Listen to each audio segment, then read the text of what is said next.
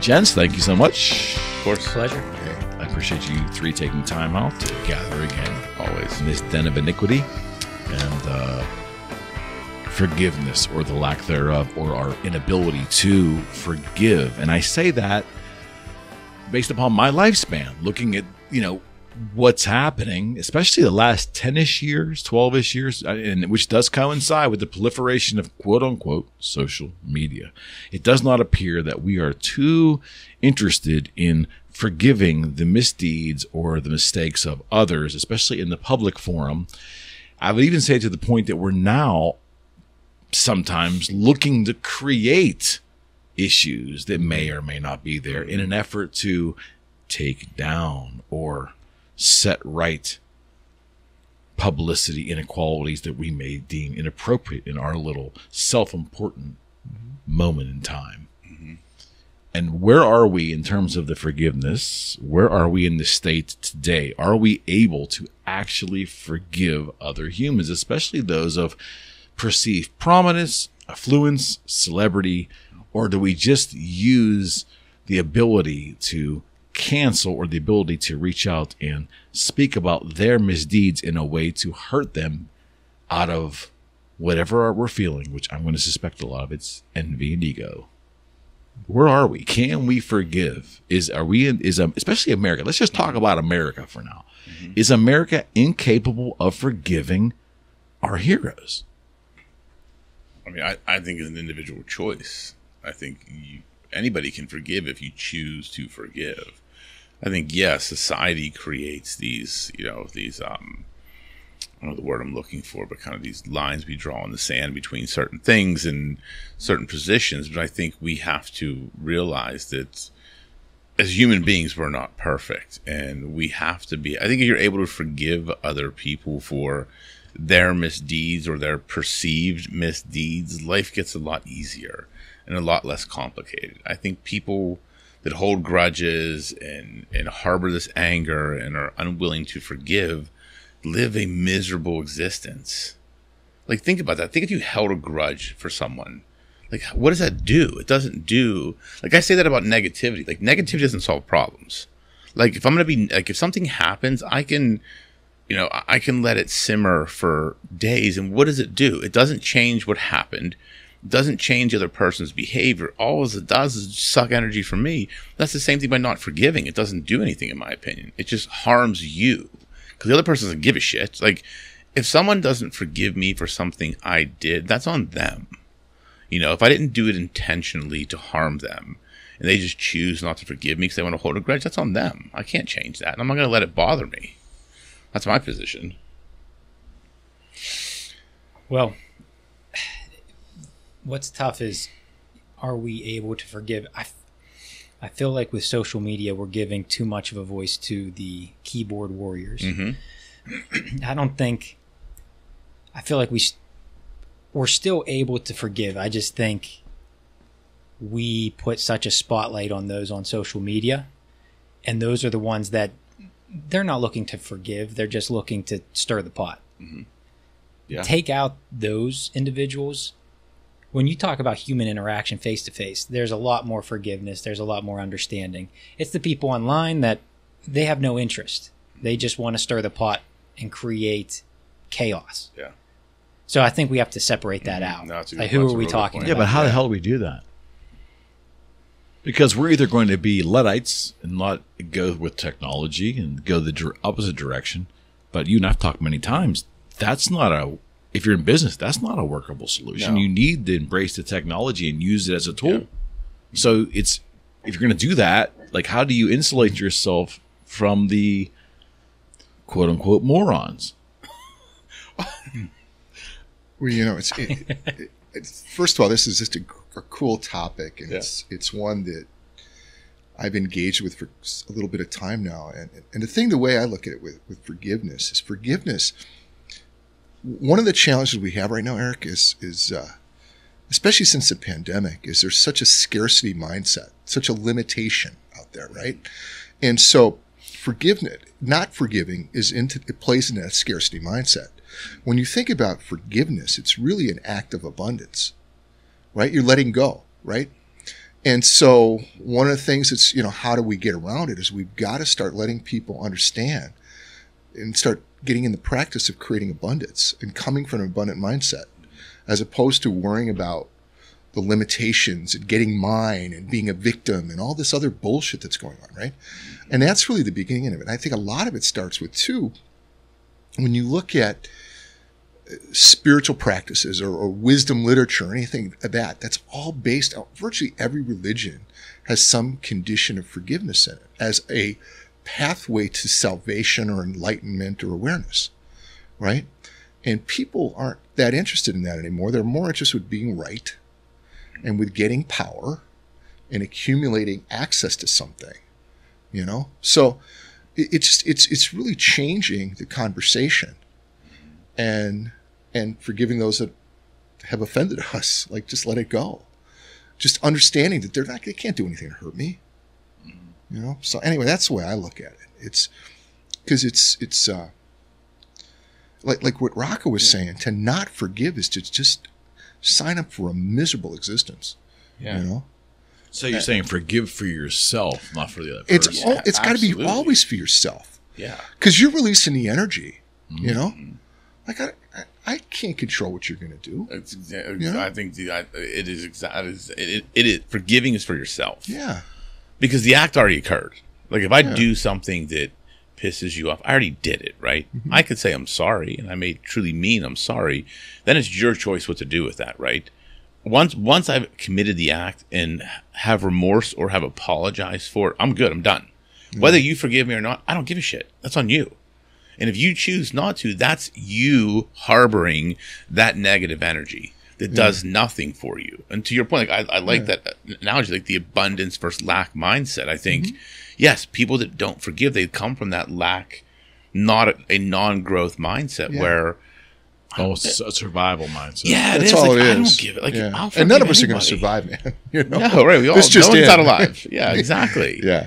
It's really, that's how I really look at it. Like, that's a good point. Forgiveness is for you, not for the other person. Well, what it is? It's part of, like, personal responsibility, which is another thing. Inevitably, in this stupid Facebook thing, right? I'll get in there and I'll talk about individual responsibility, personal responsibility. And inevitably, I'll get some comment that you are a privileged old white guy, and that's just guilty. Yeah. Guilty, freaking guilty. So what? That doesn't change anything. Yeah. Until you accept responsibility, you can't create change. Otherwise, you're gonna lay it on somebody else. Mm-hmm. Which is what we've been talking about for 2 days. Yeah. Yep. That's exactly right. And, I'm going to wait till Matt changes it. So, Matt, you got to unfuck things, okay? Sure. So we need to get you a T-shirt that says the unfucker. The unfucker. So Matt's going to go around with his toolbox. That's and two things I need to buy now. Yeah. The unfucker and she'll cut a bitch. She'll cut a bitch. That's the sign I have to buy today. Yes. Yeah. Yeah, that's all. All eyes on you, big boy. I accept it. We'll figure it out. You guys are talking about the process of how to forgive, but I want to go back to the question of where are we in society? Mm-hmm. Mm-hmm. Absolutely. Because I do think we're just speaking recently. I feel like the past, I hate to use presidencies as the time frame, but I do think it's important not to give a political slant to it, but I think markers in time. I do feel like over the past few presidencies, the pendulum continues to swing more to how much can we prove that we're right and demonize the other side rather than trying to work in the middle and find a solution that everybody may not agree with the process, but we can come to terms and negotiate. Now it seems like every presidential election, we have a further swing of the pendulum. It's never coming back to the middle until what? Yeah. Does anybody see that slowing down this election? I love this slant of this because I think it comes down to, because I believe politicians look at, creating that turmoil in society to preserve power. When if they were intelligent, they would realize that true power comes from solving problems. And if they actually went in there and solved problems, they would retain the power they have because now they have a useful value to society. Well, that's virtue, right? Well, right, but what they're doing now is just we're going to make this pendulum swing 100%. so far. So we have to stay in power to make sure we get it back this way. No, we got to stay in power so we can get it back that way. It's creating this illusion that they think is keeping this power when if we really just would solve the problems. Like that's where true power lies, in my opinion. And I think that's just to your point. Like as a society, I think we've lost the ability to discern those two differences. Well, just think what a mind fuck it would be. Yeah. If Donald Trump had a news conference tomorrow and said, "Listen, starting today, I'm going to forgive Obama for the spying. I'm going to forgive Hillary for being a bitch. Yeah. I'm going to forgive Biden for being a jerk. I'm going to forgive all these people. Yeah. And these are my policies." Yeah. Because his policies were actually kind of sound. Yeah. The complaint with him is he'd get his ass chapped, and then all of a sudden he would, scorched earth. Yep. And what would happen It's is a kid which basically states there's a character issue with him. no, absolutely, and a tolerance issue. And, and then he would only be the president for a percentage of the people, not all the people. And that job is and that's the complaint I have with Biden. That job is everyone's president.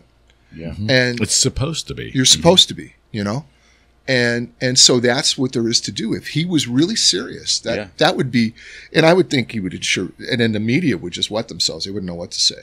Yeah. And isn't that interesting how it doesn't take nothing personal, because I've had the same philosophy, so I'm insulting both of us right now, but it doesn't take an exceptional mind to come up with that idea. No, no. Right. But it doesn't effing happen.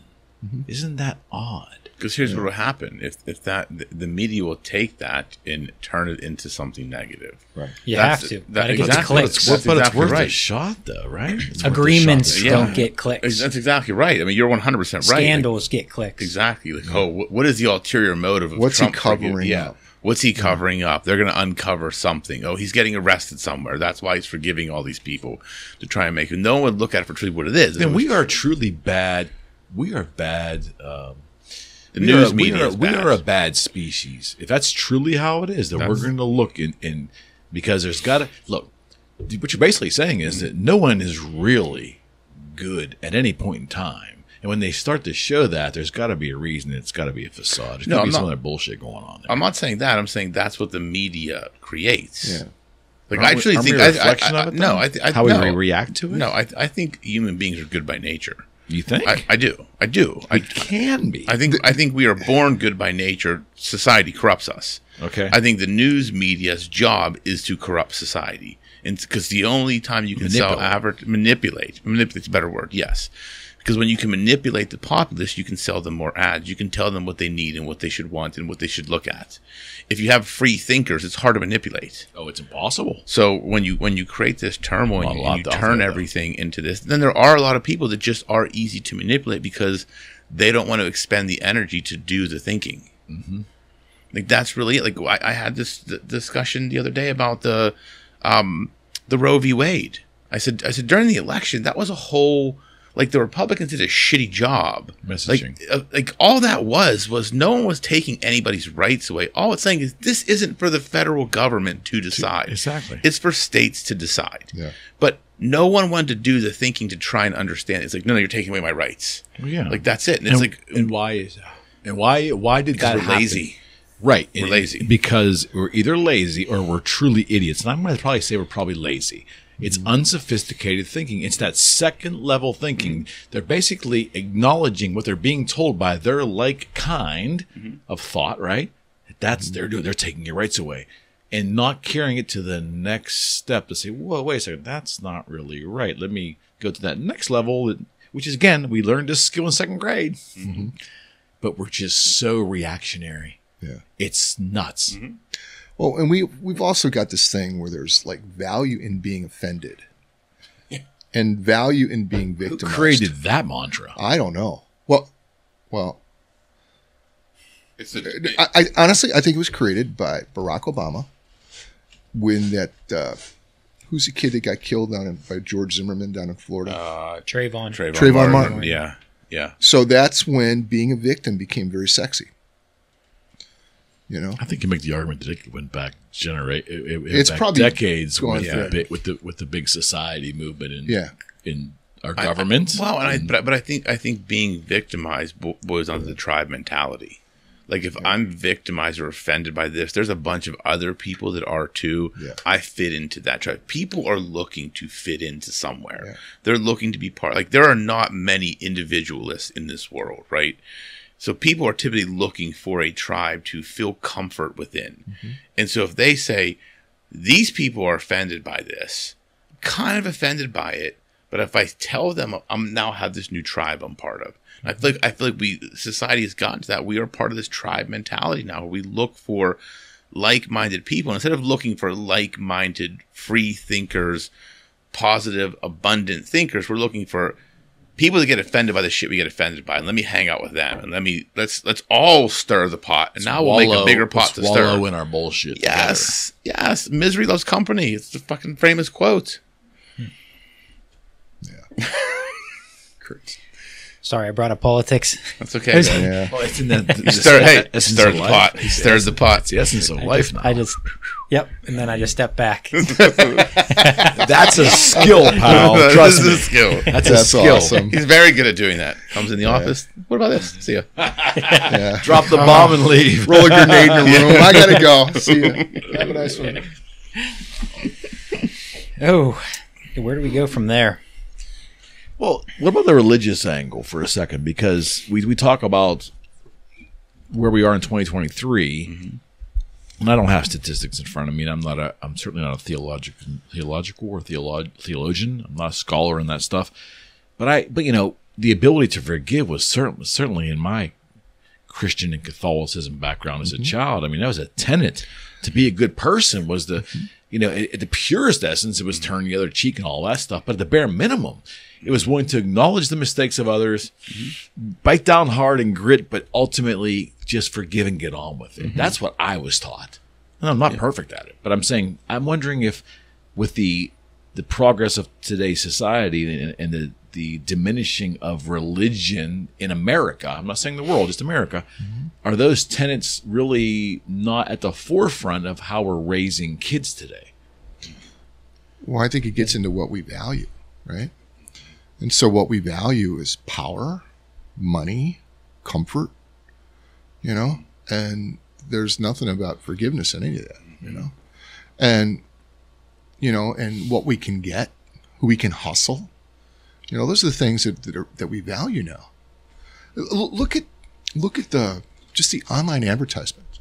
You know, I don't know about you guys, but I must get 10 solicitations a day for generating leads that they're going to have a hustle, right? All day long. All day long. A realtor, right? You kidding me? Yeah. All day long. Yeah, we're going to give you leads, you know. Oh, good, I need something to waste my time on. My fucking business. Exactly. You don't even know who my target audience is, but you're going to give me leads. That'll be fun. Yes, yeah.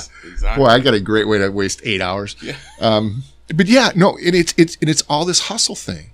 So we get this hustle mentality, and you look at like so much of like modern music and the advertisements and the cultural narrative that's going on, you know, and you know, for lack of a better word, it's soulless. Mm-hmm. I mean, Eric, you know, you come from a musical background. Think about the music that populated the 60s, the 70s, and even the early 80s. Mm-hmm. It was great music. It was soulful, right? And think about the music you hear now, the newer stuff. I'm a country music fan, and stuff's so overproduced that there's very few artists that come out that are actually soulful. Yeah, musicianship is at an all-time low. Yeah. Songwriting is at an all-time low. Everything has been canned and processed to quickly try to make a dollar. Right. Above the musical quality. Right. You know? It's always been the essence with quote-unquote pop music. Right. That was always been the one staple through society where it was basically made to make money. Right. Real money. Right, right. But now that's spread through all genres, whatever those genres are right now. I mean, and you can see that. And again, as a, you know, it's going off topic, but as a musician myself, it's disheartening because I don't think that what we're ingesting online is so-called new music is really full of soul or full of any authenticity. It's just, it's really processed. And here's the thing: kid with a MacBook. That's what it is. An AI now. Yeah, exactly. That's the scariest outlier. Yeah. But even I'll even carry it further. I'll even say that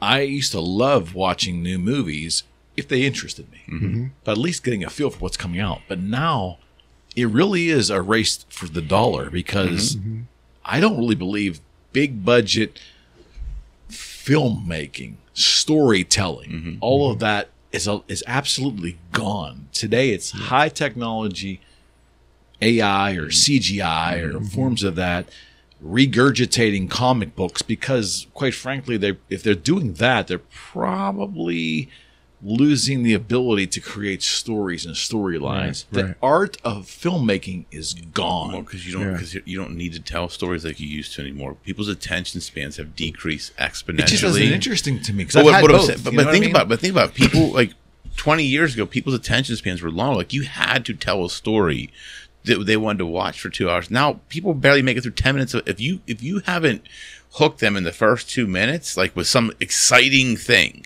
Doesn't have to be a story, just the visual of it. People, and they know. Look at movies when I was growing, when I grew up, or when I was growing up, typically 2 to 2.5 hours long. Now an average movie is 90 minutes, sometimes 80 minutes. Would Forrest Gump? It would not. It'd be would that work today? No. If that was written today and put out today, would that work today? Titanic, nope, that wouldn't work. None of those long movies would. I don't think. Dr. Zhivago. Movies of substance. Dances with Wolves. Dances with Wolves, a great example. Exactly. Would that work today? Probably not. It would go straight to video and it'd be an obscure. I don't know those last two.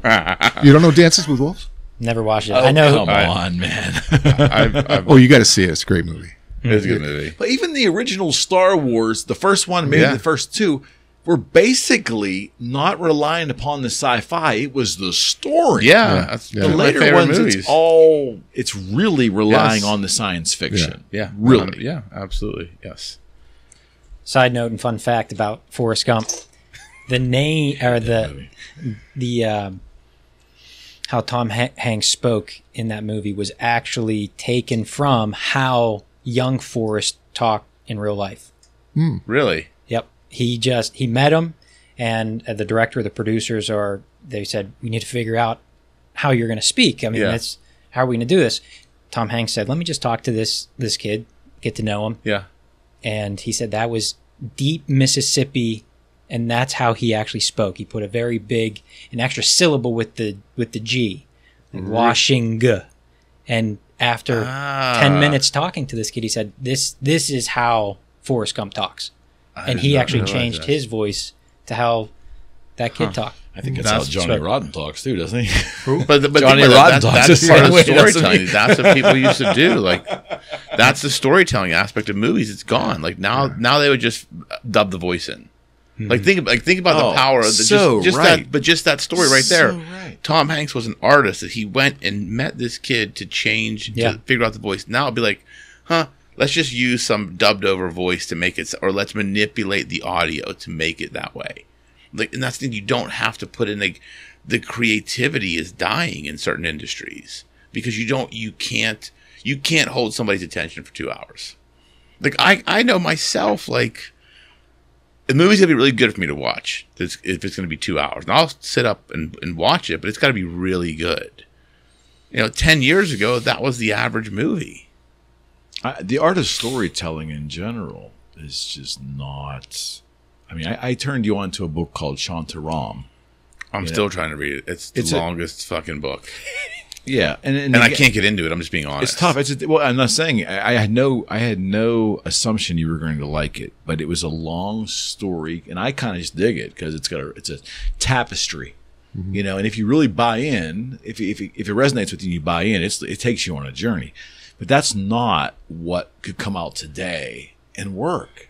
You couldn't convert this to film because no one's going to watch it. It would take a week. Yeah. Like, I've been reading that book for 2 months, and I'm like on page 30.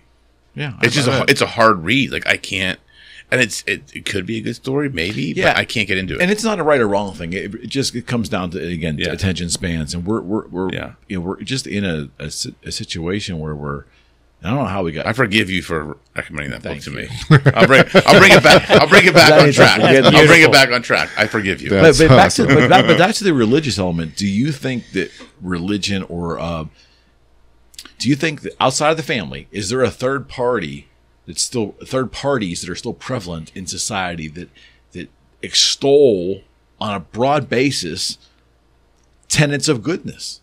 Are they still considered valuable today in 2023? Or are we so far away from organized religion or even spiritualism? Well, you said something right there. You were going to say something. No, go ahead. Organized religion is the problem. To me, religion is faith. Like I grew up Catholic. Where I have a problem with the Catholic Church, it's a business. It's all about how much money you give. Like I started getting very put off by the church system when I would go to church and they say, here's the collection. Cool. Donate. By the way, we have another collection. We need a new air conditioner. I'm like, you just got a big fucking pot of money. Where's that going?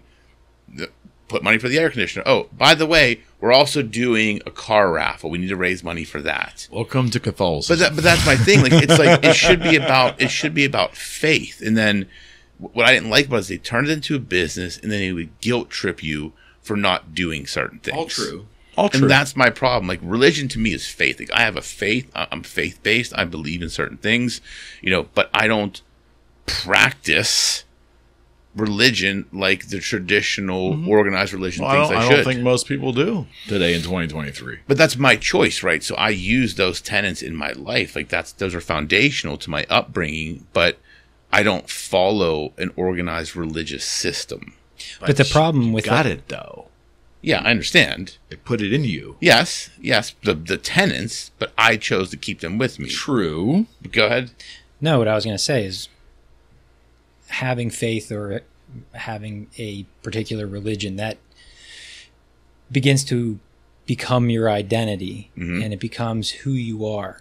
And look at society, look at the media, look at celebrities. They don't want you to decide who you are. They want to decide who you are. So point. it is when Mike was talking about becoming soulless, I mean, that's what we've been facing, at least from what I'm seeing, is this erosion slowly. You're right. Just little by little, tearing down, and again, we're focusing on religion here, but really just your identity and your ability to think for yourself just a little bit. A little bit. Then they come in with this, where we are now, which is unfortunate where we are now. One second, Mike. I'm going right to you. But before I do, because I will forget, isn't it fascinating that I kind of agree with everything you're saying, and I would like to think that most people see it, but now a lot of the population is afraid to comment on what you just said because they're going to fucking be canceled in society by saying it. Yeah. And that's the scary part of where we are right now, because we have hit that tipping point. We're actually almost being scared into silence publicly. Yeah. Not on this fucking show, but definitely publicly because of what you just said. The erosion of morals, the erosion of being the default mechanism of doing the right and good thing first, that we're seeing that eroded. But if we speak up and talk about that, we'll be canceled. That's what people are afraid of. Well, I really believe that. It'll be identified as hate speech. Yeah. Right? No question. Right. No question. The thing that I wanted to bring up, too, about spirituality and religion, I was raised Catholic, right? I think everybody here. Were you too? Yeah. So everyone was raised Catholic. We're poor. I'm a little poor bit bastards. I'm a little bit older than you guys, and when a lot older. A lot. Yeah. Thank you. Yeah, thank you. That's great. Yeah, I'm probably not going to make it out the door because I'm so. But there was a thing going on when I was a kid where there was a lot of abuse by priests, and it got blown up in Boston, and Pennsylvania had a big issue, and Chicago. There was just a report by the Attorney General about there's 400 priests that have been identified. They're still living out, walking around, and they've never been charged with sex crimes, and they're just wandering around. And here's the problem with it. I mean, people do stupid shit and bad shit all the time, but the Catholic Church, instead of like owning it and cleaning up the problem and doing that, what they're doing is they're arguing technicalities that, well, you know, it's in this order and we can't do anything there. And the statute of limitations was this. And they're not even addressing the issue. They're deflecting this. No doubt. The personal responsibility is gone. No doubt. Exactly. And so I you know, I look at it and I'm like, how can I align with an organization that isn't even that's talking about spirituality and personal responsibility is this and us growing and developing. Yet on the other hand, they're being completely hypocritical. Oh, we didn't really do that, you know? So that just flipped the question on its head. Rather than how do we forgive, how can you forgive someone who doesn't take personal ownership, personal accountability? Because that's what you just just asked, right? I mean, how can you align yourself and forgive what this establishment has done when they have taken no ownership? And now you see that. Why would I want to forgive, you know, X person out there when they have taken no ownership for it? They're not. How do you forgive someone who hasn't apologized and not even take apology out of it? How do you forgive someone who is shoving it in your face? Well, I think it's two things. It's a lot of what, you know, Rocco said. So the forgiveness is personal. Like I can forgive you. If you're still acting like an asshat, I can still forgive you. Now, the thing is now I've got new information on how you're operating and I don't have to engage in that anymore. Right? Yeah. But it's, you know, I don't have to carry around the victimness of it. I don't have to carry around the upset of it. I don't have to carry around the energy of it that says, you know, my life is dedicated to ruining you. It's just, you know, listen, I forgive you. Yeah. Have a great life. But as you operate now, I don't want anything to do with you. So maybe we need to define I was forgiveness. just gonna say, those words were coming out of my mouth. Like I The two attorneys. but no, but you're right. we need a definition here. But no, because I was literally going to say the exact same thing because I was going to say, you know, I define forgiveness as releasing the negative emotion associated with something that happened. Yeah. So it's not, forgiveness isn't for you. Forgiveness is for me. If I hold negative energy because of something that has happened to me or done to me, forgiveness in my mind is me letting go of the negative energy I associate with that incident. So I can just say, I've forgiven you. Like, I'm good. I don't have to engage with you.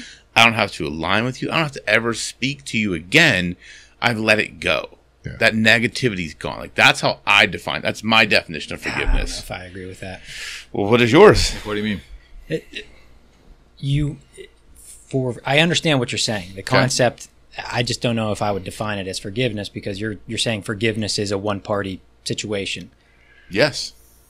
For me, how I view forgiveness is having a conversation with someone and telling them, I forgive you. They're getting something out of that. In your situation, it's all internal. I wouldn't define that as forgiveness. You may be letting it go internally, but if you're going out and telling someone, I forgive you, I don't know if I agree with what you're saying, because again, they're getting something out of it. They're saying, oh, this person forgives me. That's great. I can continue to be an asshat. That's fantastic. Whether you engage with me down the road or not. But that's why I define forgiveness as a one-party transaction. Because it's not for the other person. Because just what you said. I understand. So again, I don't know if I would use forgiveness as the term. I agree with everything that you're saying, but I also don't agree that the other party needs to get any. I don't need to come to you and say, I forgive you. Right. Say there's some incredibly wrong thing. Right. I can say that to myself. You know, I forgive that person. I'm letting go. Yeah. Why do I need to tell that to you? Right. Well, that's what I'm asking. If forgiveness is just this internal piece, you don't need to tell me. That's okay, but I see what you're saying. That's what both of you were saying. That, you know, I forgive you. You're an asshat, right? No, I'm not saying. I don't have to say it to anybody. I'm saying, it's to me, the act of forgiveness. Yeah. So what you're talking about is the restoration of the relationship. Right. Right. Yeah. And that's not what I'm talking about. I'm just like releasing myself, and the restoration of relationship is depending upon me witnessing if I still want to continue to be in it or not. Yep. Right? Okay. I just wanted to make sure that's because it seemed like you were talking to the wrongdoer. No, I don't. Not really. Okay. And I would never go to do, if someone engaged with me and wanted to have that discussion about forgiveness, I'd happily engage in the conversation. But to me, if someone wrongs me, my forgiveness is just letting it go, and I don't have to say anything to them. They don't need to know anything. They could think I'm pissed for the rest of their fucking life. I don't give a shit. Well, that's actually a tool if used skillfully enough. Yeah, I mean, it's a it can personal be. tool. Yeah, it can be, absolutely. I mean, and you're getting into the whole art of manipulation now. But that is a tool where you It's a manipulation if it's only affecting you. But no, I'm saying you can use the act of letting go without it being spoken as a tool of manipulation. Yes, absolutely. Like that's how I look at it. Like if An someone, effective one, and a very effective one. If someone you can manipulate a person very easily by letting them think you harbor anger when you really don't. And I know a lot of people that do that. Happens in a lot of relationships. Mm-hmm. You know, and I think that is a tool of manipulation. And if someone is skillful, you know, they can use it to their advantage. But I'm not saying it's right. I'm saying it can be used, but I'm not saying it's right. Like I don't believe in manipulating people. So I think I tied the word forgiveness with restoration. Mm-hmm. So even now, just saying, I think I would be more aligned to agree if we said letting go. Yeah. Because again, I tie forgiveness to some sort of restoration, two-party. Yeah. I the get act that. of forgiveness. Yeah, I get that. Okay. I'm on board. We'll just let it go. Done. Check. Forgiveness, though, the definition means so many different things to so many different people. What does the dictionary say it means? I'm curious now. See, if we had a producer, you could be like, I look like Webster we here. need a producer. Be like, hey, can you look up forgiveness? Would you not agree, though, it can be a tool? Forgiveness? Yeah, I think any emotion can be a tool. Okay. If you know how to harness it and utilize it correctly. You know? Okay. Forgiveness is an emotion, is an act. It's a release of emotion. Like that can absolutely be a tool. Why is it not taught anymore on a broad scale? I really believe this in 2023 because I think if it was taught by parents or institutions or whatever, we wouldn't see the vitriol and the attack mentality that's so prevalent today. Mm-hmm. Maybe I'm wrong. If I'm wrong, tell me. The overriding context is one of victimization, right? Mm-hmm. That's everyone's offended or because that's what's driving the cancellation of people, right? Mm-hmm. So I'm offended, and I'm hurt. I'm traumatized. The big buzzword now. I've experienced trauma, right? Well, I don't know what that means, but they're traumatized. To have a negative experience like that, and then to forgive someone is an act of tremendous courage, and that would require self-awareness. But if you're living from a place of victimization, you have no interest in being self-aware. It's about payback. And then if there's no connection to something beyond you, bingo, you know. So it's all about power. It's all about land acquisition. You know, we're fighting an infantry war constantly, and and it's going back and forth and back and forth and back and forth. Yeah. You know, and that's just the way it is right now. Why it exists, I don't know. That's beyond my pay grade, but that's what's going on. But all it requires is someone to step up and have the courage to change the context. You know, and that's why, you know, guys like Rocco and Matt so inspire me because these guys are entrepreneurs, and they're stepping up, and you know they saw a problem named "How is law practiced?" You know, and they said we're going to do it differently because I don't like the way it's being fucking done. Right. And so, you know, and nobody said, "Hey, listen, Rocco, would you figure out a new way to practice law?" No, he just it's what he did, and it's not even about practicing law. Practicing law is the vehicle. Mm-hmm. What he's committed to are relationships. Yeah, 100%. You Yeah, know? that's the crux of it. The relationship. And so all that's going to require is just, you know, a group of people, like-minded people. The thing that's missing, and that's part of the whole thing that what I'm doing now is the thing that's missing is there's an absence of community in people joining together that share because there's a lot of people out there that share it, but they're just not working together. They're all doing it independently. So, you know, what I'm hopeful of is a group of small business owners and entrepreneurs and people like that, independent contractors, come together and start realizing that because it's an effective way to operate. Mm-hmm. It's fulfilling. Mm-hmm. Personally, you can do good work. Mm-hmm. It's an avenue for your expression, which is then being of service. And it's really the opportunity that exists out there. But, you know, this narrative that's out there because of social media and mainstream media and everything, of just creating upset and chaos, like you were talking about. Yeah. You know, because in chaos, it's like, you know, we just scramble around. You know, so that's what I think is going on. In my opinion, we've made it too easy for people to feel victimized and traumatized for any little thing, and get paid, and make it okay. Like when I watch things online where I was watching a video where someone referred to someone as the wrong pronouns, and this person said, "I feel very unsafe." Like I got visibly agitated. I feel very unsafe, and they're basically saying they're unsafe because I referred to them as the wrong pronoun. There's no weapon. And like, that's where we've come as a society. Like, if I'm in a room with a dude with a gun, probably going to feel a little bit unsafe. If you call me the wrong name, or you call me a fat ass, or whatever you want to call me, I don't feel unsafe. I don't feel offended. It's like, I don't really give a fuck. But we've made it really easy for people to say those words make me feel unsafe. And how do words make a person feel unsafe? I haven't figured that out yet. Maybe I'm just an asshole. Power. Human has to give the word power. A word, as abhorrent as some words in a society are, I get it. It's because humans have put a power. You take that same word to a different country, they're laughing at us. Yes. That doesn't have any meaning in their dialect whatsoever. If you listen to rap music in this country, that's one abhorrent word we're talking about right now is perfectly okay. Mm-hmm. I mean, you see its context in the audience. Yeah, right? It is. Yeah. And then using it as a weapon. And that's the problem. We've allowed people to weaponize words, which is for their benefit. We have enough problem with implements of war. Yes. That somehow, in a small way, infiltrate the amount of guns in society. There are weapons of war that are mixed in there. Mm-hmm. And I think a rational person would think that's probably not a good idea.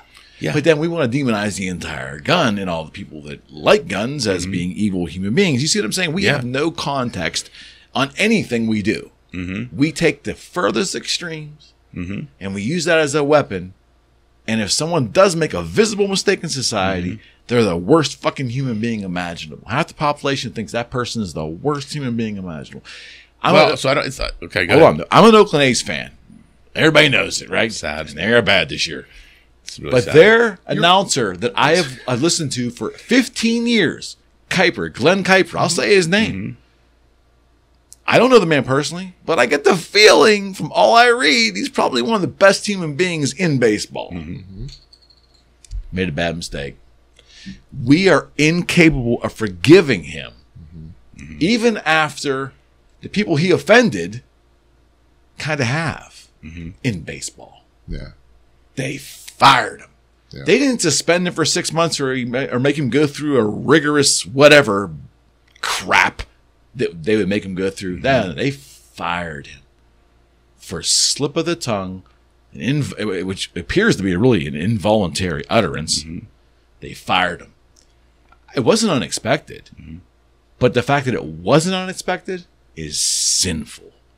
We can't forgive humans, especially public celebrities. We can't. We don't. The problem is, in my opinion, and kind of coming back to you said half the society. In my opinion, we're pandering to 5% of society because 5% is fucking loud, and the rest of us sit here and say nothing. Like, I believe 80, 90%. We're complicit then. Well, and that's the problem. I agree. Like, there's 80 to 90% of us that all kind of like, we all kind of agree on the same shit. We have varying differences. It's the 5 to 10% that are so fucking loud that everybody's pandering to now. Because if you don't, they will do whatever they can to get louder. The rest of us are kind of like, I'm not going to really engage this because I don't really give a shit.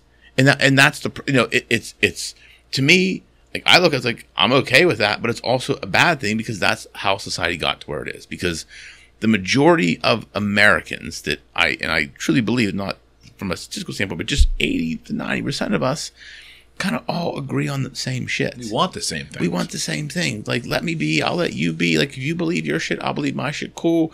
I still like you. You still like me. I'll be kind. You be kind. Let's not, piss each other off. We can be funny. We can say stupid shit. No one gets offended. You got these 5 to 10% of the people that every word is offensive. And every time one is said, they get loud and they stomp their feet and stomp their arms and demand change. And now you have the whole ESG thing and financing of these companies. That these companies are doing these things because banks are saying you have to do this because we have to pander to this segment of society or you're not going to get financial backing. So these companies are doing things they don't necessarily want to do. They have to do now. Will this trend continue or will there be a hard stop somewhere? I don't know.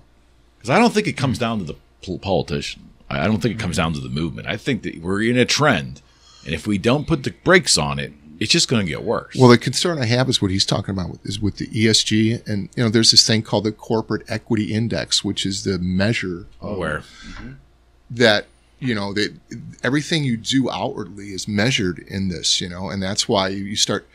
You see non-traditional families in advertisements all the time because they're checking all these boxes, or you see men kissing because it checks the box, and so. But it's not proportional to population. Not even close. Yeah. So how is that reality? See, to me, that's all not valid to me because it's not a reflection proportionally of society. But see, this is where advertisements change. It's not about a reflection and hitting a market anymore. It's about hitting certain metrics so that you qualify for government subsidies or government. Well, who set the metrics? Huh? The government. The government. Metrics? These unelected, quasi-governmental agencies that have somehow gotten forced mostly because of noise. Yeah.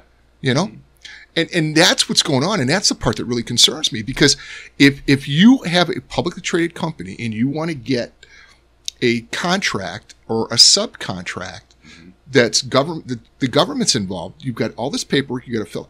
When I was in construction, I had to deal with all that stuff. Thank God I do what I do now because I would just tell them, but I had to show all this stuff. I had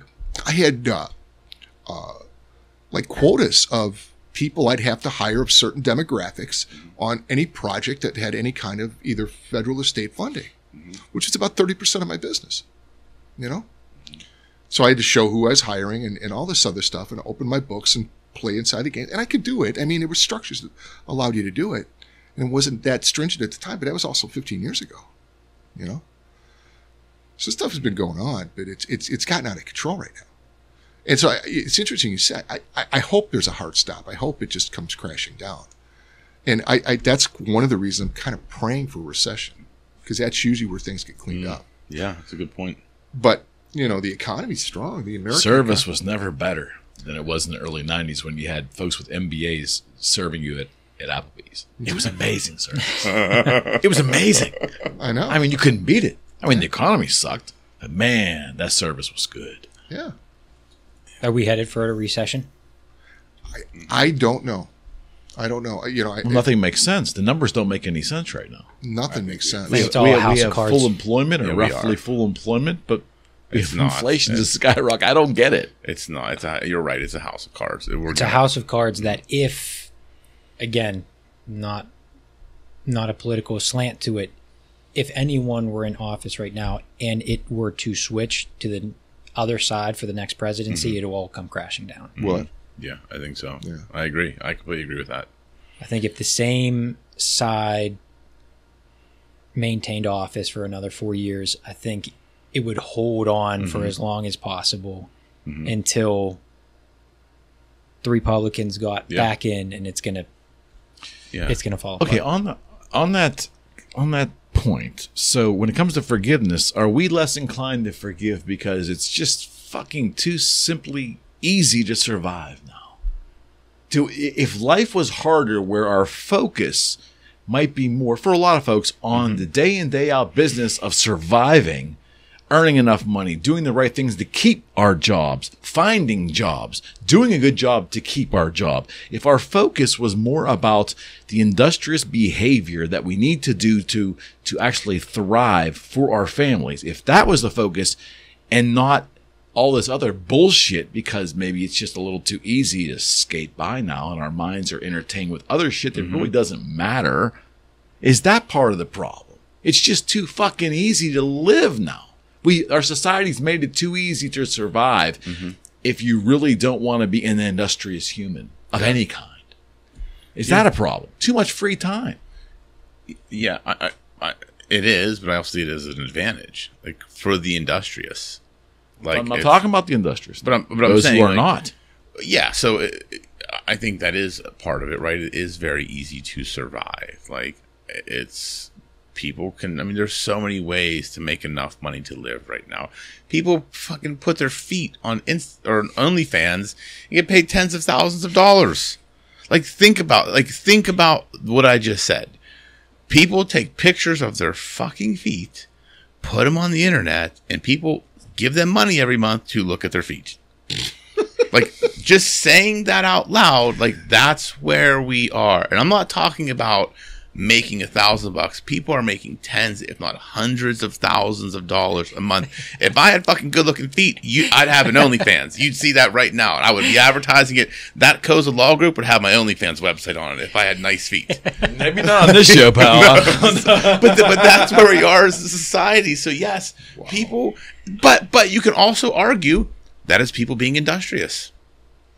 People found a way to make a living. Double-edged sword. But it is. But I'm not really talking about that example. I get that example. But like I'm more talking about how, like, there are mechanisms in place in society. I'll just leave it at that without being, because I will take more daggers than imaginable if I go real specific here. Real specific. The point is, there's mechanisms in place that enable people, especially since the pandemic, more than ever, to survive.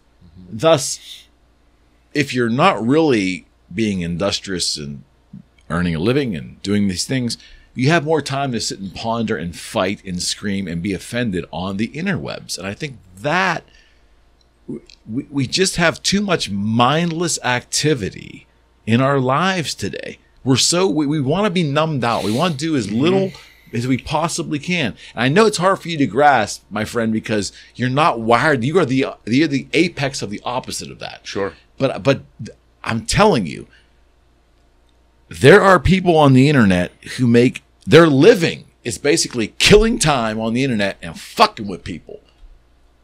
And sometimes they hit a lick. They get a reel, or they get something that makes them, internet famous for a month or 8 months or whatever. They can't monetize it, but they're famous. They have a big audience, and now they're spewing this hatred, this uneducated, unsophisticated hatred, and thus perpetuating all this ability to be coarse to other people. And that does not lead to forgiving people.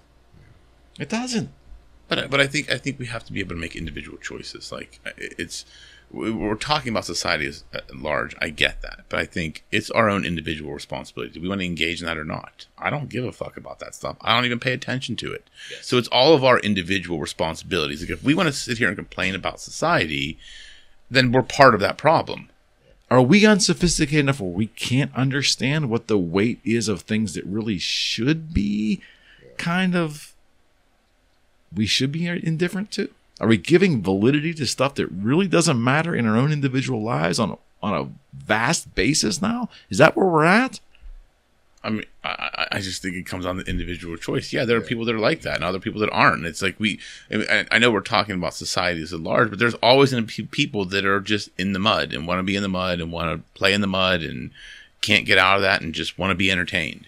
There are other people like, I don't watch any of that shit. I'm purely focused on one thing. That's it. If it's not in the path of where I'm going, I don't give a fuck. If it gets in the way, I just go through it. Like that's how I look at life now. And it's, did I used to get more involved in that stuff and care a little bit more? Probably. But now, and that's for each of us to decide. Like I can't live my life for you. I can't tell you how to live your life. All I can do is make my own choices based upon my own accountability and a personal responsibility. But that's what it boils down to. You have goals. Sure, you have a vision. Yeah, okay. I think a lot of people, misery loves company. Yeah. And when people are just kind of floating by in life, they love destruction. 100%. See someone, anyone who has status get crumbled down and beat down. Yeah. Then it validates their own existence. That's a good point. Yeah, exactly. Right. When we live in an environment filled with chaos and victimization and trauma, it's more of the salacious nature of it, the observation. So before we wrap up this subject, some final words on the matter. are we going to come out of this? I mean, I don't even know what that means. Are we going to will there be a hard stop? Is the only thing you mentioned the economy? Could the economy see a hard stop in the way we view others? I mean, selfishly, I knew when I was coming off a business trip in '98, and I was getting ready to fly home, and I turned on when the web was young, turned on the news, and all I saw on the news was that there was this woman named Monica Lewinsky who was ratted out by her friend, Linda Tripp, and she had a relationship of this sexual nature in the White House, in the Oval Office with Bill Clinton.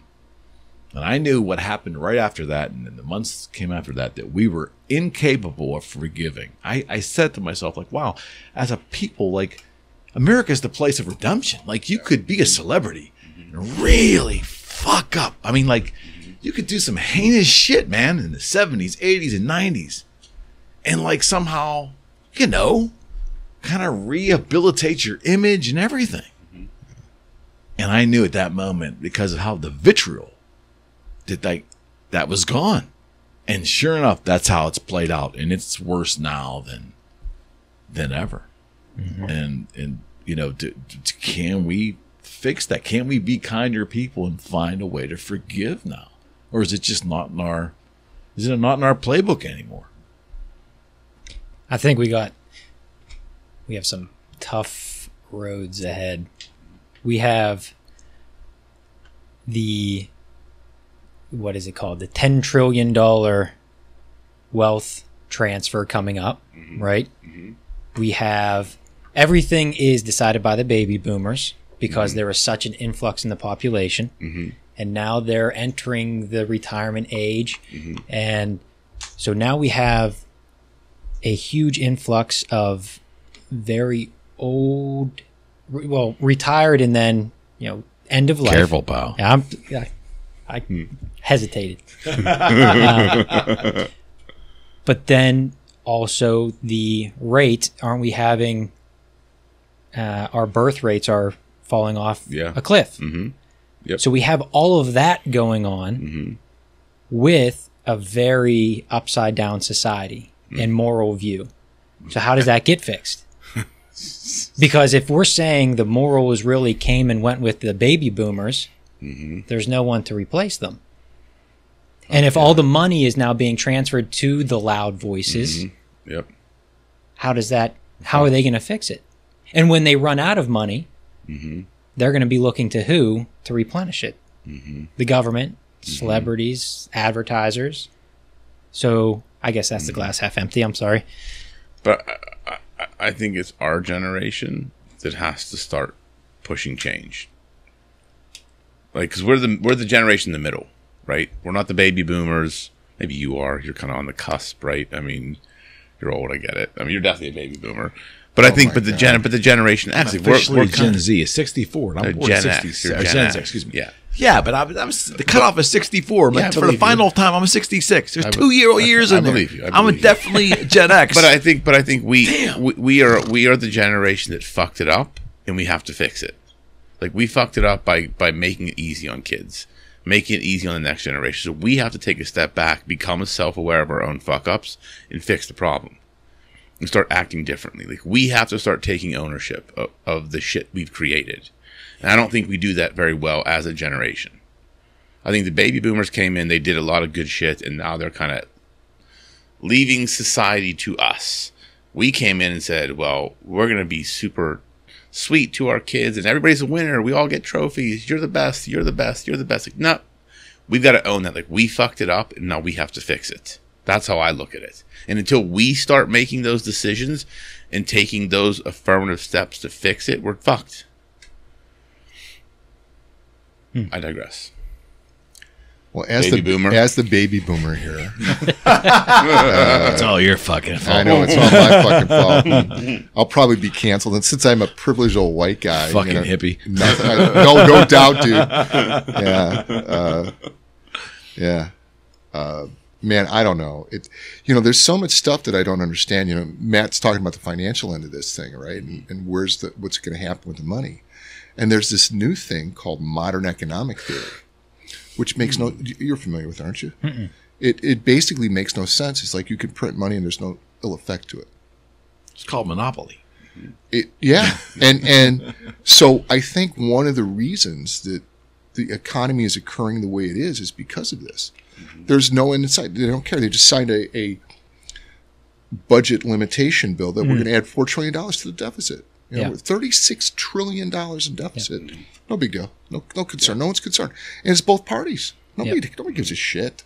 Yeah, add all of that to what I said going for. I mean, so that's a recipe.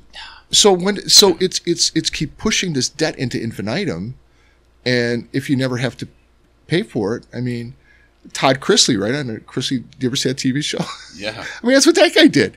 He just kept rolling up debt and living like a king. Who cares? You know? And so there's this, and that gets into this shift of ethics and mores that you were talking about. So I don't know what the answer is. I think what it comes down to is on a personal basis and on a like your organizational basis. Yeah. What is the vision that's going to be the highest level of your expression, and live that way? And you can't be too concerned with the noise around you. Yeah. There's just so much noise. You know? I completely agree. Like, I think going out there and trying to fix every problem, it's going to make you crazy. Yeah. You know? I think, how do you want to live? How do you want to be? Who do you want to be? Especially when you can't fix problems. None of us have the ability, not even Rocco, the super ability to fix society's ills on a global basis. But we sometimes react to them like they're all either our fault or our responsibility to fix. And you need to take a healthy step back and say, whoa, look, you know, this is beyond my pay grade. Yeah, just decide what you want. Yeah. That's what you and I were talking about last night. It's, you know, we take these actions because we want to generate a result. Like your analogy to hitting a curveball. Yeah, yeah. Right? We're talking about Little League games last year, and we both hit home runs off of really tough pitchers. And it's like, I got lucky, and he actually had a strategy. But the result was the same, but, you know, we could have done it 10 more times and not been successful. It's the approach you take. It's your commitment. It's how you view the world. It's that's the stuff that sets the tone. And if you do it conscientiously, the chances of a better outcome usually are raised. At least the experience of who you're being is raised. Right. You know? Right. And I think that's where that's kind of the, if there's a way to address this, I think that's where it's got to come from. All right, gents, I want to turn the corner here. This is question 2 for the second part of the show. I want to talk about relationships and definitions, if we can. Like, you hear the terms family, friends, acquaintances, and of course there's different, names for everything in between, right? Does it actually matter anymore in regards to the way we view and manage our relationships? Is it necessary to put them in buckets? Do those more established labels over the last 5-10 decades, do those things matter? Because they seem to be changing. Like the idea of who's your family and who's your friends and who's your acquaintances. And I think it comes with the changing demographics of society. You know, there's a lot of elements involved with that, but I think we casually call people our family. You know, it's like this family and that family. And, you know, I was guilty with Boogie Street. We had our customers and they all congregated on a message board. We called it the Boogie Street family. Like that word family really is bastardized in our society. And I think in a weird way, not that it matters, but it's conversation. In a weird way, it kind of devalued the importance of what an actual family is in our society. Oh man, you can go a million different ways. Yeah. I think the definition has morphed because of the mobility of just geographics. I could get a job in California. You hear that shit? Yeah. Right? You see where his mind's at, right? If I needed to, right? Go I don't all think the way to California, man. all the way across it. Look at me. San Diego. This Polish skin could not handle the sun. San Diego is beautiful this time of year. So, but the point being, I can pick up and move across the country just like that. Whereas generations ago, you would move 10 miles away. So family, the nucleus would be there all the time. Here's another example. My wife's family, her grandfather bought 40 acres, and his game plan when he bought the land, he would parse it out 5 acres at a point, and all of his children would build homes there. And that's what happened for the most part. And now I call it the compound, but they have the grandmother who's still alive, and then their 3 out of 4 children are there on the property. And now a cousin is carved out her own 5 acres with her husband and living there. They are the true epitome of what they are. A pack of wolves is what I say. If you have one, you have them all. You want to edit that out for us? Oh, they know it. They say it all the time. So, but if you have one of them, you have them all. Yeah. And and I didn't have that growing up. At our wedding, our side of the family, my mom and my parents, they were asking, are you going, what about your cousins? We have all of these cousins. And I got a lot of shit for it, but I said, who am I going to talk to in 5 years? Yeah. This friend, or this cousin? Now, again, hopefully, I apologize if any of them are watching, but I made a very conscious decision of, I just don't have that relationship with them like my wife did. So I had a ton of friends on my side. My wife had a handful, and everyone else was family.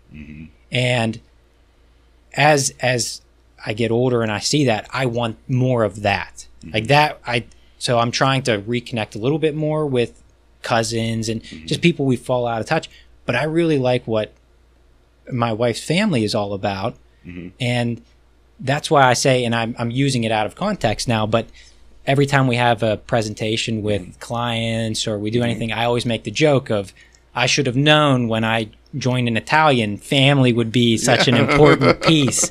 So I bring that up all the time because I do think it's important, but it's not the, blood. But I think that goes to the definition, because I think I think you're trying to box relationships into definitions, and I think that's not how I review relationships, right? It's my job. Like I understand friend, acquaintance. So I have people I have very deep connected relationships with.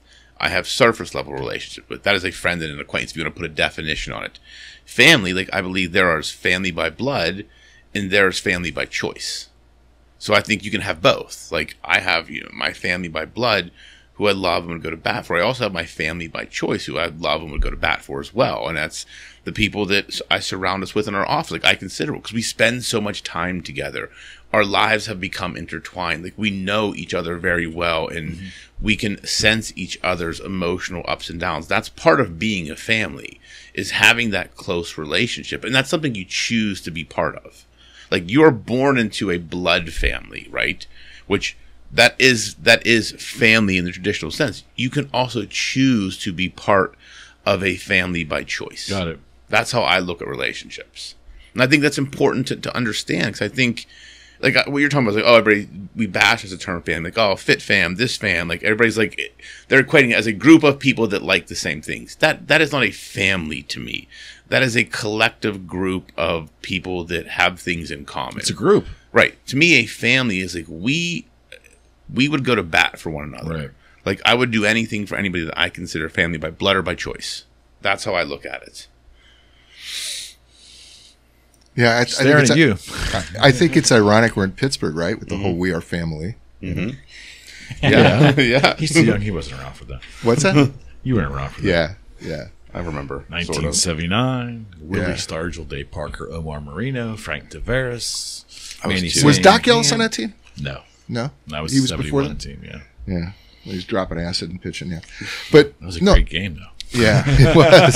It's like he didn't kill anybody. No, it's interesting. I have, I've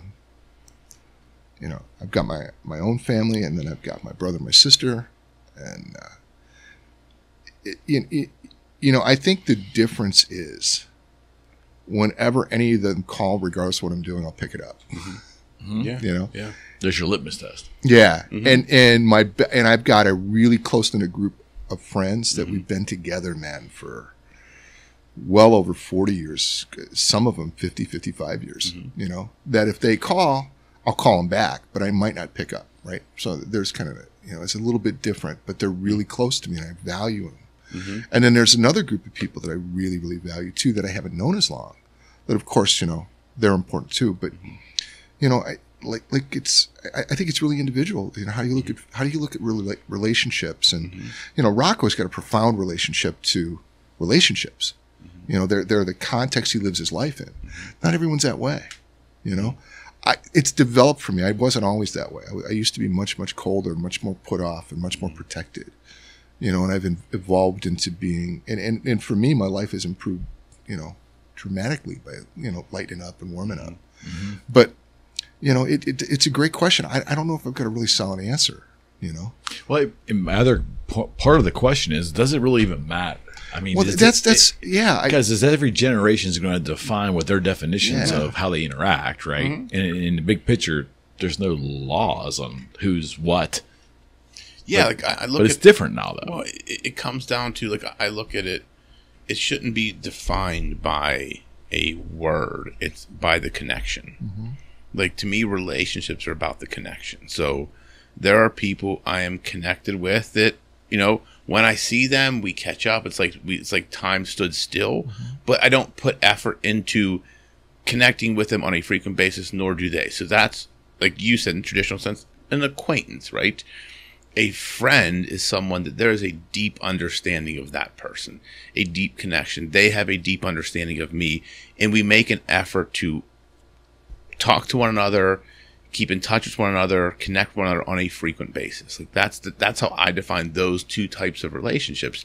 Family to me is just we are a group of people that are connected to one another for a common good or a common cause, but also they are people that, like you said, I will pick up the phone when they call. If they ask me to do something, I will do it without question. Yeah. Like, that's how I view family. Like, there's your family by blood, right? But outside of that, like, anyone in my office, like, I consider them family. Like, I would, if someone called me at 3 o'clock in the morning and said, hey, I'm in jail, come get me. Okay. Without question. Like, I'm just going to do that. That's, you know, when you got lost at the pirate game, I was about to drive to your house. I mean, just. For the record, I wasn't lost. I knew exactly where I was. None of us did. We're like, where did I just did not relay that information to anyone else. But that is how. So I think it comes down to it's how people define it, right? Like I think do people bastardize the term? Yeah, because they want to feel like they fit into a group, and they're using the term family to just signify a group of people that they feel part of because of a common interest. Okay. To me, family is, like I said, I would give anyone that I consider family the shirt off my back. I would sacrifice myself for them. I would sacrifice anything of mine for them. That's, if I will do that for that person, I consider them family. Man, I still think it comes back to geography, because even that is a more modernized view of family. Okay. Because if it was generations ago where family wasn't moving across the country in 15 different states, I mean, I think we would be having a different conversation. If your entire family was still in the area, I think there would be a clear delineation of, no, this is family. My family still is in the area, though, so no one of my family really left the area. They're all still in my hometown, which is 45 minutes from where I live. So it's, I didn't experience, like, I'm an only child. Like, I didn't experience that like brothers and sisters, but my parents, my aunt, my uncles, my cousins, they're all literally within a 50-mile radius. So I still consider, but I still look at it differently. But that's my nature. Like, I was brought up Italian. Like, everybody was family. Like, if my grandma let you in the house, you were family. Like, cousins and uncles and just people and again, it was defined in my mind, like, being my cultural upbringing, family was people you love and care about. They can be blood. They don't have to be blood. They are people you would do anything for. Like, that's how I was taught. Well, the mob in the Italian culture, that's a whole different story. Did have their own hierarchy, whole different story, regards to relationships. Yes, about that. Correct. Yes, that is also true. But I just look at it like that. It's the connection you have to people. Like, and people sometimes forget that. It probably has a lot to do with how you're raised, Yeah, too. absolutely. Oh, yeah. You know, my second wife, her wonderful sisters that she loved dearly, but her home life wasn't real great. And I remember she would struggle a lot with understanding, like, and trying to define roles for family, friends, and then she was a hairstylist, so she had a lot of clients, and trying to understand when a client wants to move into the friendship role. And I remember having very long conversations, and it was just, there seemed to be a need in her instance to really understand how she was going to manage the definitions of relationships. And I think a lot of us did from prior generations, but I will say, I think the web connecting us all, at least the illusion of connection maybe sometimes, in much more graphic ways today than we were before the web, has muddied those prior delineations of buckets, right? I mean, like, it's the definitions are really kind of But here's the problem. uncharted, right? Why do we have to define things? That's saying you do. Like that's where I think part of the problem is Might that not we matter always anymore. feel like we have to that's society. We feel like we have to put a label on something. Why can't we just be in relationship? Because prior generations had labels. Like, I think a lot of us, my age, Sure. your age, and older, in the before time, Yeah. had things that were, BC. you know, it might have been stodgy. You might, when you look back on it now, it's kind of stodgy and rigid, but we were coming from an area of more societal order.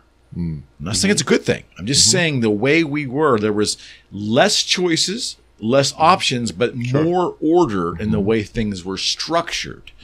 So I think, you know, as we moved into the internet age, the connectivity, I think, blurred the lines of relationships. Sure. Okay. And sometimes, in case in point, I think there's a lot of folks, especially I would say 30 and under right now, who have really been immersed in the web culture their entire life that don't fully understand or have trouble at times managing the difference between acquaintances and friends.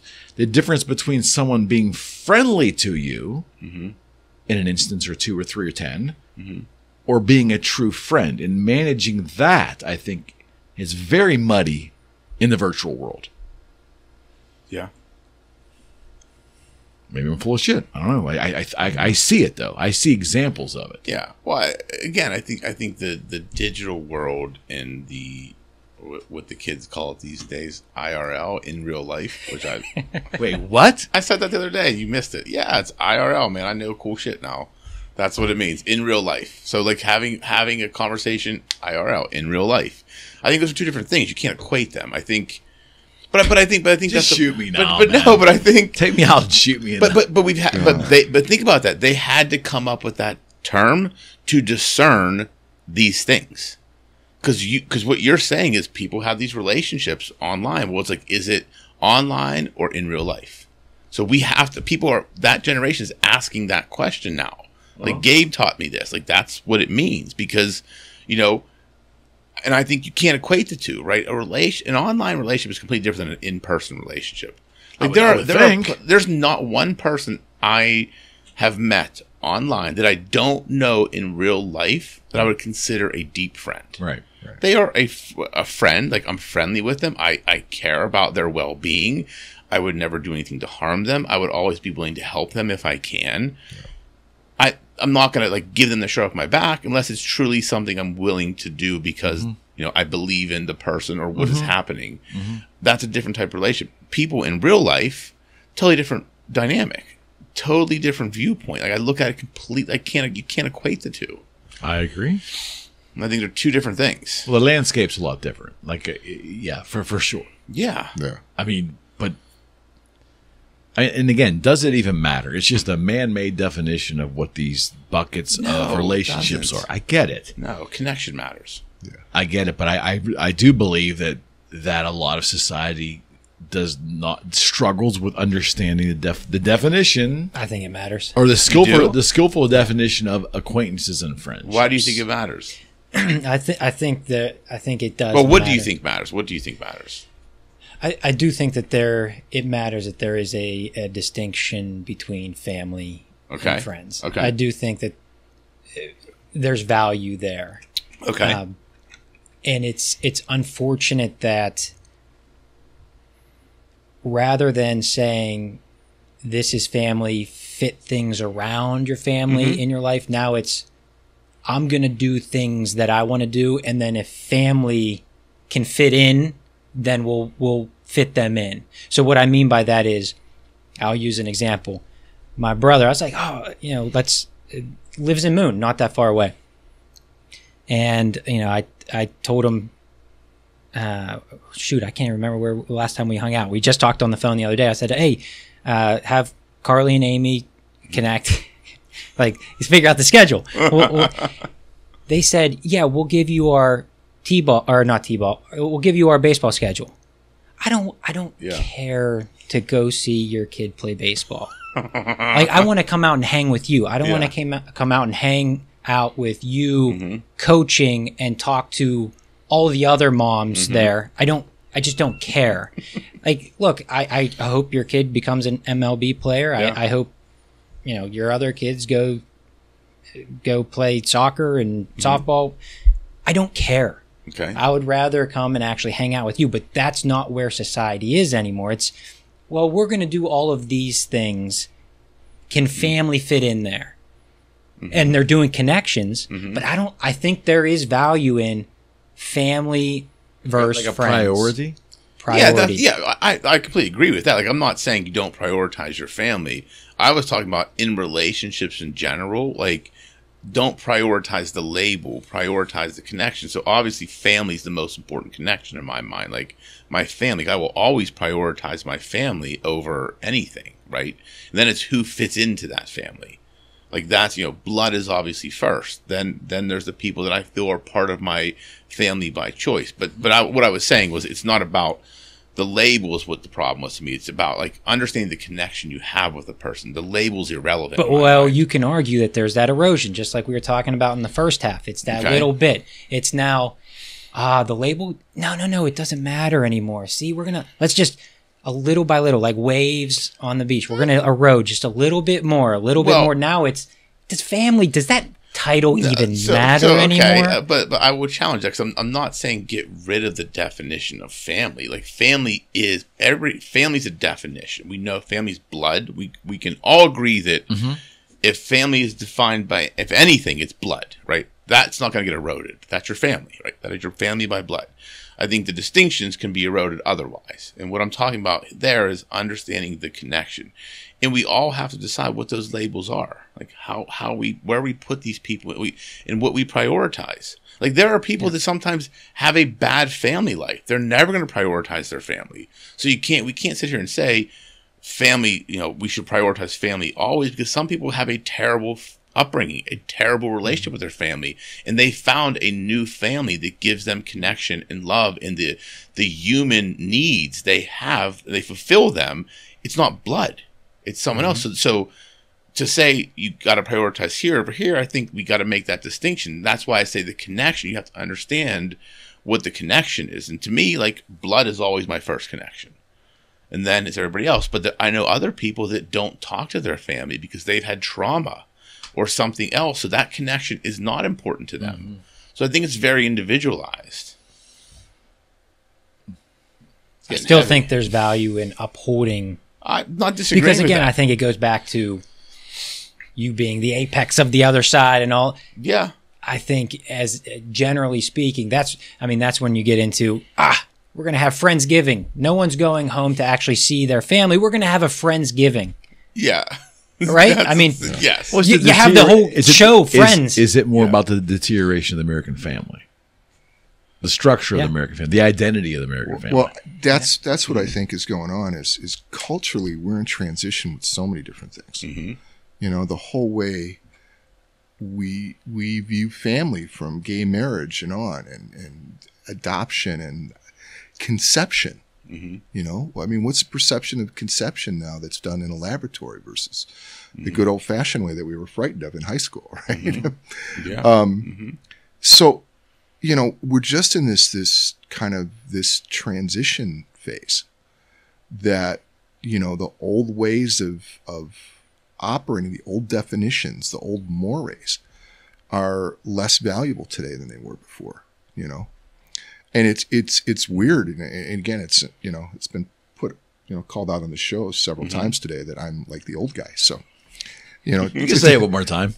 Usually I'm thinking, oh, this guy, this is fantastic, but I'm not. That's great. Yeah, I'm very happy about it. You know, I just hope I survive to be able to exit the exit room. Oh, you will. But yeah, but that's what I think is going on. And you know, and you look, and I remember as a kid, because I was a hippie, and this conversation was up then, like, oh my God, you guys are going to ruin it, you know.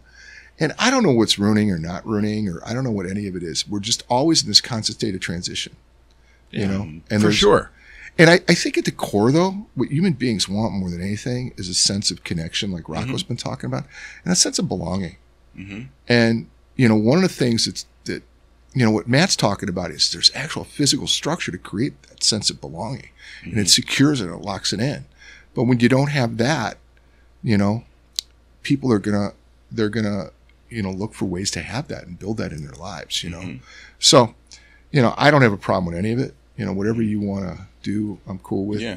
You know, but it's interesting though about the other aspect of what's best for our very young, not having you know, is it best to have husband, wife, mother, father, or if you don't want to be that specific, two adults with them in creating a family bond and unit as they, you know, go from age 0 through 10. That development thing, you know, is it? Yeah, and it isn't even talking even traditional family. I don't care about the sexual orientation. I care about having adults there to create that family unit to get them through those at least those first 10 to 12 years before the cruel world just lays the heavy hand on them, right? That's weird where you get into the biology then, right?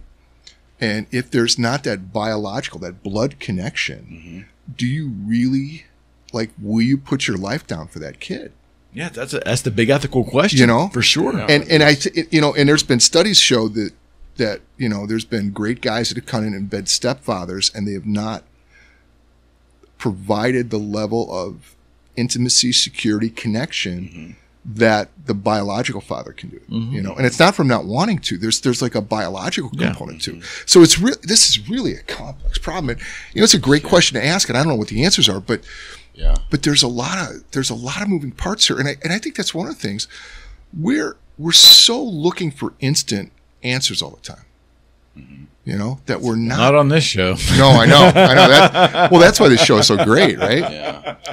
But that's what's cool about this. We're asking a lot of questions with very few answers today. You know, and I think a lot of these answers are individualized too. So again, I think it comes down to like what you said. Like there are, like you can get into the biological and you know the different, you know, is it too, like there's so many questions and how do you answer them all? And that's why I think it is every situation's different. You know, like, I mean, it truly is like like I grew up, you know, my mom got divorced when I was 5 and I didn't have any brothers or sisters. So until she married my stepdad, like it was, you know, her and I, so that relationship was different. So I look at family differently. You know, I had like my grandma and my aunts and absolutely, you know, but so my definition of family may be different than someone else. Like you grew up with a bunch of brothers, right? So you have a bigger family. Your wife has a huge family. So you view that very differently than maybe I do. And I think we all probably have different viewpoints of family. And I think that comes down to understanding what matters to you. And to me, to your point, like I value connection. Like I value effort, connection, and a deep understanding of individuals. And like my blood family always comes first because I have that with them. And then my family by choice comes second. And that's just how I look at life. And that's just my viewpoint. I'm not saying it's right or wrong. It's just my perspective. Oh, for sure. Well, that's all it's got to be. It's just right for you. Exactly. Exactly right. So like, I was always confused as a child because I had a very small family, very small, especially here in Pittsburgh. I mean, mother, father, uncles and aunts, none of them married. Which how rare is that, right? So I didn't have any cousins. Wow. And I lost my brother, my only sibling, when I was young. So I grew up in a very weird kind of quiet family. And I would watch other kids And as I became an adult, other friends of mine have like family get-togethers and all this stuff, and it was just the dynamic was just totally different. I sought out other relationships and developed some really bonds. Yeah. But my unique definition of family is very different than what I've watched other people. So maybe for me, holding my family at a higher position was like something I needed to grasp on as a child, maybe to understand. I needed that hierarchy because without it, everything was just the same. I saw again. It's very, like you said, it's very specific to the individual. Yeah, very specific to the individual. But and again, does it really matter if everybody's being kind to each other? No, it doesn't. But I still think family does matter when it comes to children, because children need structure. They crave structure, doubt, man. And you have to have adults in place to put that structure. No doubt. And that's what I think. We have to understand as parents that kids crave, and even though they act like crazy fucking wild animals, and you think they don't want it, they thrive in structure. When you put, and that's our job as parents, to build a structure that allows our children to thrive. But gives them the guardrails in life. Like I look at my job as a parent, and I'd say I did it with Gabe, and I'm doing it with my girls. Is like, give them enough room to make decisions and to try certain things, but be their guardrails until they don't need them anymore. Like that's how I look at it. Like I will be their guardrails and their backstop 100%. Until they get to a point, and I think Gabe's about there. He doesn't need me to be the backstop anymore. He doesn't need me to be the guardrails. I'm moving into the advisor role as a dad. I don't have to be he's developed his own personality, his own perspective, his own abilities and confidence, where I look at him now and say, I don't need to be the backstop. I don't need to be your guardrails. You've got this shit. I'm here to advise you and answer questions and mentor you, but you don't need me to make sure you don't go off the rails. And that's our job as parents. Yeah. Got heavy, man. No, it is. I do think though that a good portion of the population, and I'm not saying it's entirely because of the internet and all this, but I'm just saying what I see is people struggle understanding the difference between acquaintances and friendship. I think they misinterpret, all of us do, I guess at times, misinterpret friendliness as friendship. Yeah. And I think there's I see sometimes there's a wanting to do that. Like we're almost so starved for that. It's almost like a great lesson for children is not every connection you have warrants friendship. Right. But again, everybody has a different definition of that. So it's like it isn't fair to me to define a friendship with these tenets. Right. But I see harm at times, emotional harm coming to folks that can't delineate that. And maybe that's a life lesson that you have to grow from. I don't know. But I see a lot of confusion in that regard. I do. I see it all the time, as a matter of fact. To me, the best example of friendship is from the movie The Town that you ever see that's like Ben Affleck and where he's like, I'm gonna ask you to do something, I can't tell you what it is, and we're gonna hurt some people. And the guy's response is, whose car are we taking? Like to me, that's friendship. Like that is awesome. A deep like that to me is like, okay, like if someone that I consider a close friend, that would be my exact response.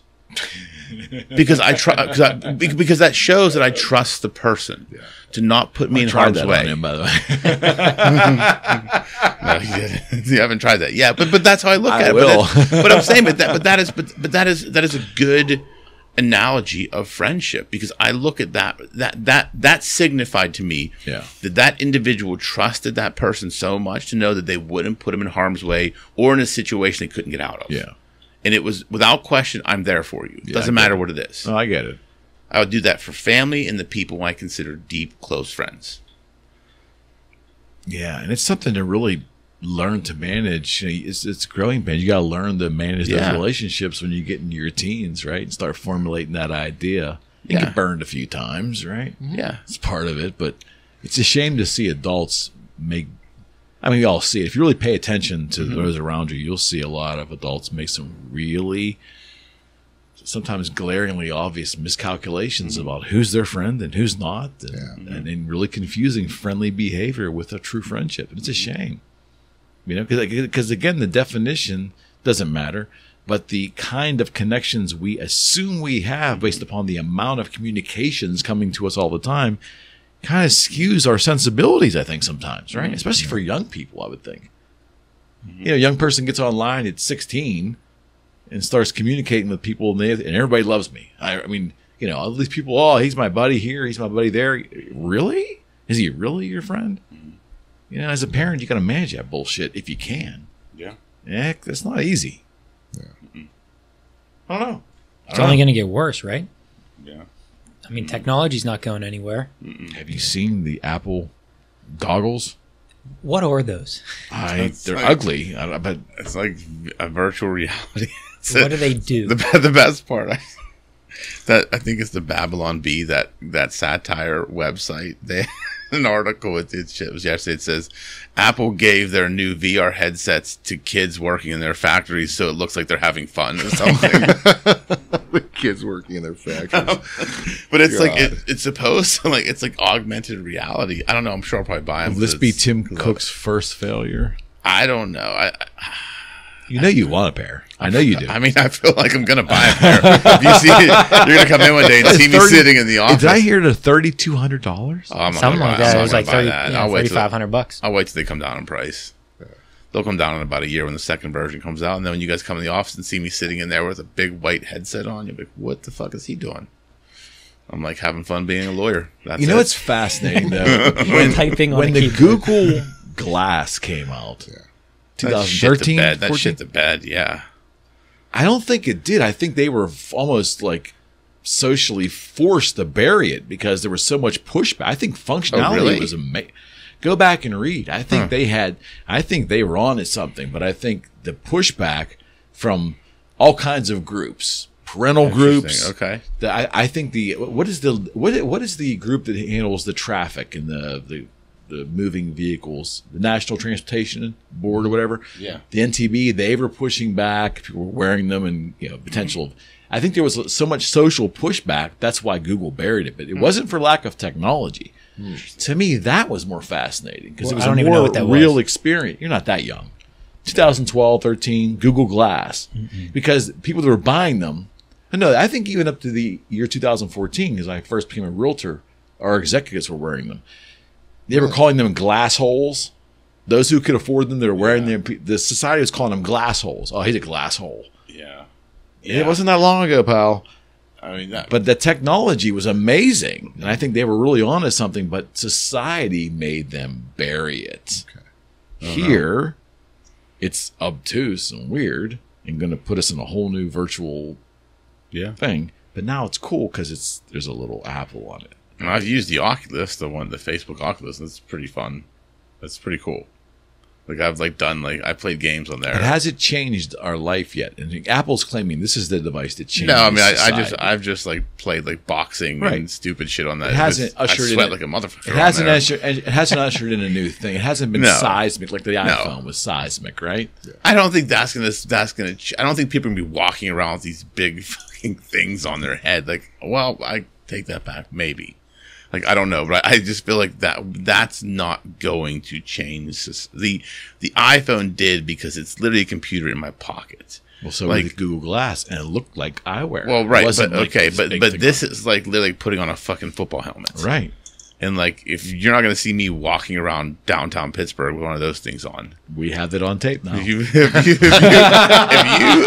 so anyone out there that sees Rocco walking around with these stupid fucking things on, please let us know. I will. If you catch me doing that and take a picture of it, I will give you $1 zillion of virtual money. Yeah, we're send those pictures to the Eric McKenna project. Yes, exactly. We're in some strange times. Yes, we are. Yeah. Yes, we are. You ready for it? Are you ready to give up are you ready to relinquish your, what do they call that? Real world RW? IRL. Your IRL for the VRL or the V? Virtual reality. VR. I mean, these acronyms are driving me crazy. Between pronouns and acronyms, I don't know what the fuck's going on. I don't know, man. Gents, you have a good time? Always, my friend. Mike, as always, good to see you, pal. Yeah, it's good to see you, man. It's good to be here. Thank you so much, man. This is such a cool place. Yeah, thanks, man. Yeah, and thanks to Rocco and the entire firm for the sponsorship. It means a lot to me. Mm-hmm. Hey, I got to ask you, are you going to the KISS farewell tour? No. You're not, huh? No. They're not coming to Pittsburgh, although they're putting No. My last time I saw them was 2013, with the last year I was working with them, and it was okay. Yeah. But it was starting to really, it started to like not be the experience I wanted to remember as a kid and a fan. Yeah. So I'd imagine from what I'm hearing now, it's not the way I'd want to see them go out. Okay. It's kind of like a Vegas kind of like backtracked visual kind of thing, not real live, if you know what I mean. Oh, okay. So, but hey, I applaud the capitalism. Those boys know how to make money. Yeah. But but that's a whole other discussion in terms of like our in terms of music, like real music's kind of going away. Yeah. And even our dinosaur acts have now leaned on technology to create the illusion of a live performance. Yeah. And charging an assload for it. Yeah. Yeah. That's just where we are today. But my long answer to that, the short answer is no, I don't want to remember them that way. Yeah. Shame. Cool. But just for me. Yeah. I salute them. They can do Yeah. it another 10 years to do it, but yeah, it's not my thing. I love live music. Go into a bar and see some band kicking ass, man. I do too. You know, You're in Chicago. You got more great bars with guitar players than it. You and Chicago and Nashville had the places to go watch live music. No, absolutely. And you know, I grew up in a place called Fitzgerald's. I don't know if you ever went into Fitzgerald's, Chicago. Yeah. I was there like the first night it opened. No shit. Yeah, and so it was just a cool place, and I lived a block away. Like I literally would get to. I lived a block away, so I'd go see music 4 times a week. Wow. Would you go see Kiss in their prime if it was available right now? I did. No. I'm asking right now. If I told you could go see Kiss in their prime today, would you go see them? In some alternative universe? VR. Yeah. So what I'm saying is they're going to have. That's what's going to happen. They're going to have concerts where bring back Kiss. Audio will sound just like them on stage. They'll bring up, what are they called? Holograms of them. You'll have a full Kiss concert in no time. Yep. That's what he was talking about, though. Is there's this push of technology in so many of the old bands that it's not the same, man. It's just not the same. No, you're right. I mean, they're going to create some kind of like 3D version of it. Yeah. And I'm sure the technology will get so good that maybe 10 years from now it'll be indistinguishable, but I'll know it's fake. See, it's like, and I don't want to belabor the point, but it's almost like what's authentic and what isn't. Right. A friend of mine used to own a restaurant in Pittsburgh, and 30 years ago, we went shopping in Shadyside. I couldn't afford anything in this place. I was making pittance, and this guy had a lot of money. And I saw him buy alligator shoes. And his friend that was with us was like laughing, like, why $589? Yeah. $500 alligator shoes. Yeah. And his friend goes, we can go to New York City and get a fake pair for $29. And then he said to me, he goes, you see my watch? And he had a Rolex on. Yeah. He goes, it's not fake. And his friend goes, well, yeah, it should be. I can get those things for $19. He goes, no one's ever I can get you one that looks perfect. And no one will ever know the difference. Everyone will think you're wearing a Rolex. He goes, no one will ever know it's fake. And he looked at me and goes, I'll know it's fake. Yeah. And that's always sat with me. Yeah. It's like because you can't escape it. Right. Whether it's something like aesthetics like that or an experience. Yeah. If you know inside it's not authentic, whether you try to fight it or not, for most people, I think it taints it. It'll eat you alive. It taints it. Yeah, I agree. Well, yeah, you're living a performative experience. So, I mean, we could go down 3 more hours if we want to go down the authentic wormhole. And what does authentic mean? And what's the impact of authenticity? I mean, because that's what you're talking about. That's what the question is with the music, too. And that's really the question with music now is what's authentic. Yeah. I'm a big Stones fan. I've seen the Stones a million times. Me too. And, I wondered, like, they're touring and they're without Charlie Watts. Like, how could the Stones be playing without Charlie Watts? Yeah, but at least, I mean, if Jagger and Richards are up there, that's how Kiss made it. Stanley and Simmons are up there, so they can put any 2 guys up there. Yeah. If Richards and Jagger are there, they'll keep going. And the guy who's playing drums is a protege of Charlie Watts. Oh, yeah. So, it's all legit. I mean, Keith Moon, they survived after Keith Moon, Who did. Yeah. But again, it's real live organic music being played, and they're really up there doing it. Yeah. And I think that's going to go away. I think at some point in time, and the kids are okay with it because they don't know any different. Not if Taylor Swift has anything to do with it. she's coming next week, and my girls are going to that. So rock on with your Taylor Swift. I'm not The going. Swifties, man. She was Wow. actually in she's a Boogie Swiftie. Street. Was she really? 2007. 'Cause She Wow. came through Froggy Yeah. Radio. They brought her down. Yeah. And Yeah, I just wanted to go home because they would bring young artists down. yeah. Oh, she's gonna be something. Yeah, okay. And then like 8 months she's later, something. boom. Yeah. I'm like, wow, you She's really something. blew that one, McKenna. Yeah, exactly, man. She was about 16 then, man. Well, in terms of like publicity and things, Yeah. I could have got my daughter tickets who wanted to. Yeah. Long story. Anyways, gentlemen, thank you. Thank you. Thank you all man. for putting up with my nonsense and these fine gentlemen. We forgive you. Thank you. Yeah. We'll see you. We are out.